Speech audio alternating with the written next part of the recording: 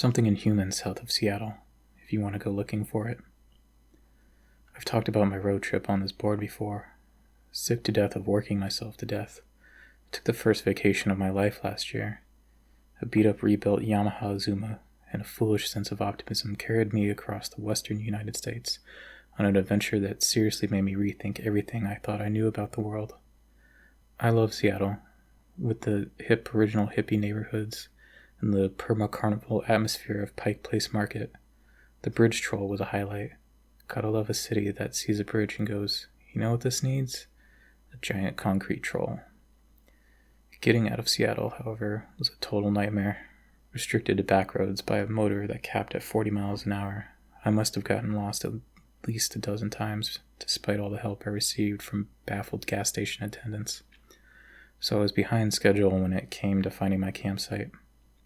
Some miles south and a little east of the city, there's a free campground. It is most often used by horse riders, and boy can you smell it. It's actually what guided me in the last few miles. There's a gravel road off of a service road, and then a few crooked unpaved roads off that. The trail markers were all bent, broken, or faded. In the end, I had to follow my nose. I set up my junior scout tent in the fading twilight. Mine was the only one there. I had the place all to myself. After a quick meal of apples pilfered from a previous campground, I did my usual travelogue spiel to my video camera by lantern light before turning in. I was not sure how long I slept. I know I checked the time, but I'll be damned if I can recall what it was. Something had disturbed my well-earned beauty rest, but I was too groggy to remember what it had been. I sat in a stupor, too alert to fall back asleep, but too sleepy to be totally awake. Something brushed the side of my tent. Suddenly I was more awake than I'd ever been. I'd done plenty of camping by that point. I was familiar with the sounds of the usual nighttime critters, from raccoons to coyotes. Nothing had ever bothered me in my tent before, just snuffled around camp before wandering off and leaving me be. From the sound of the footsteps, it was walking on two legs. That was a first. My mind immediately jumped to the worst possible conclusion. Bear. There's a lot of conflicting information out there about how to deal with bears, and a lot of it depends on the type of bear. Sitting there in the dark, with my heart beating in my throat, I had no way of telling which species I was dealing with. Shout out or play dead. I was 30 yards from a sturdy cement block outhouse that might be better shelter. As quietly as I dared, I slipped my boots on and got ready to dash. The tent zipper seemed impossibly loud in the night as I worked it open centimeter by centimeter. I moved agonizingly slowly. Once outside, I craned my neck around to see if the bear, if that's what it was between me and the outhouse. With the incredible illumination of the Milky Way, I could see the campground clearly all the way to the tree line. There was nothing out there. I could feel something watching me. It was like feeling an insect crawl along the back of my neck.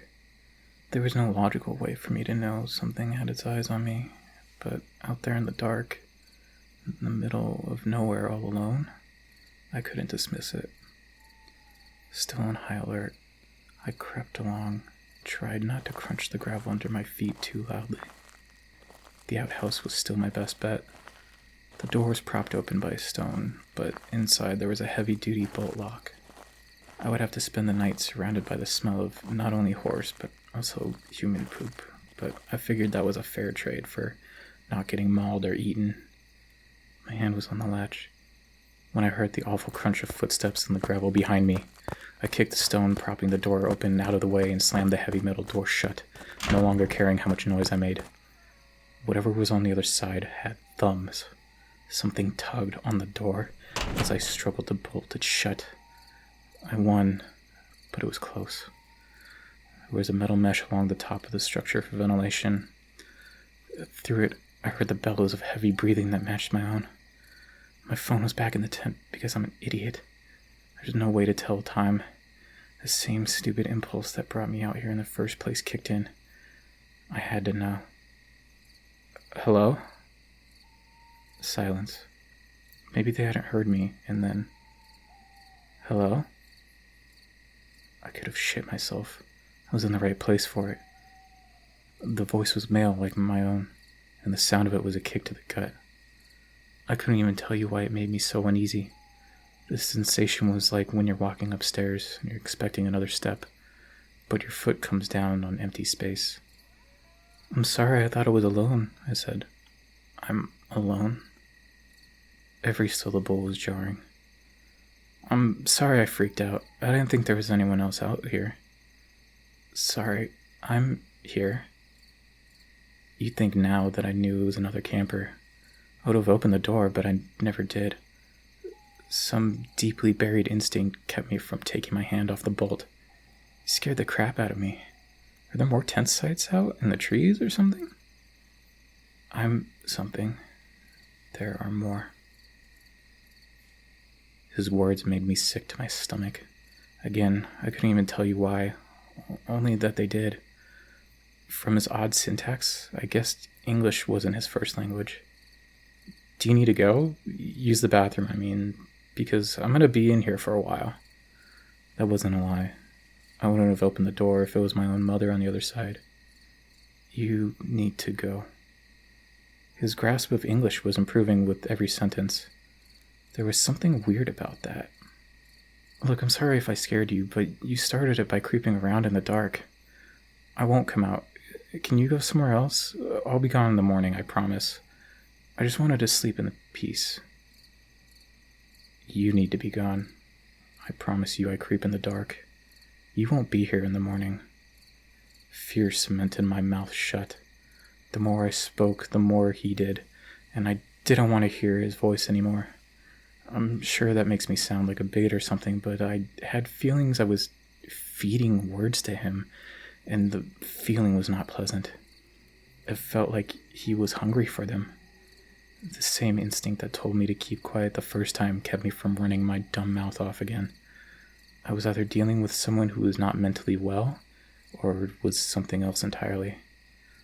There was a threat in his words, or the way he spoke them, and I had no doubt that he would be able to carry out that threat. I kept my hands on the bolt while they cramped, and the first rays of sun crept sluggishly through the mesh at the top of the walls of my shelter. It wasn't until the sun was strong enough to make me sweat in my self-imposed prison that I felt brave, stupid, enough to speak again. Hello? Are you still out there? Hello? Anyone?